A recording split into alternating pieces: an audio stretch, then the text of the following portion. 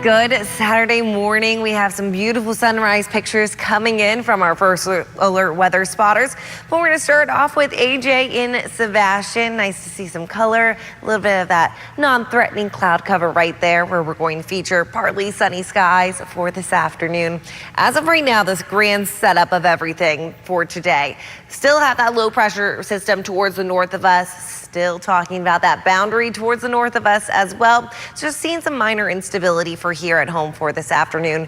As of right now, we're looking at a predominantly dry start to your Saturday, which is quite nice, but I do expect to see a few isolated rain showers triggered near the coastline. Few is going to be the key word for that, for not only this morning, but for most of the day too.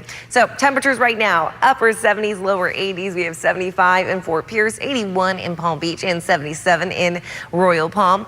For my little Kenzie cast, I always got to show my sweet little girl.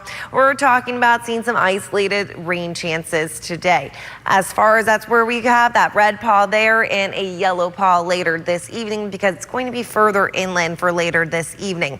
As far as temperatures go, highs are staying around the upper 80s to the lower 90s, so it is going to be quite toasty out there. If you're hoping to head to the beach or maybe take the boat out, we're looking at a light chop throughout the intercoastal.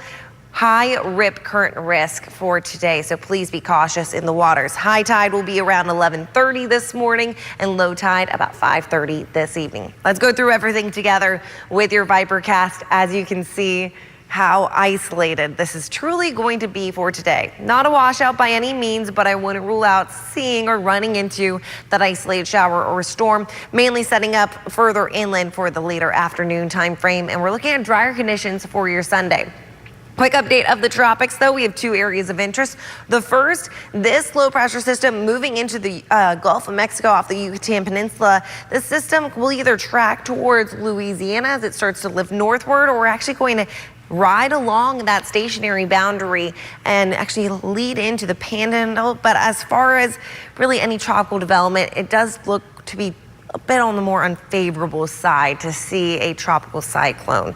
But we also have another area of interest in the central Atlantic, and that also looks pretty unfavorable too. But we'll always keep a close eye on the tropics as we do near the peak of hurricane season on September 10th.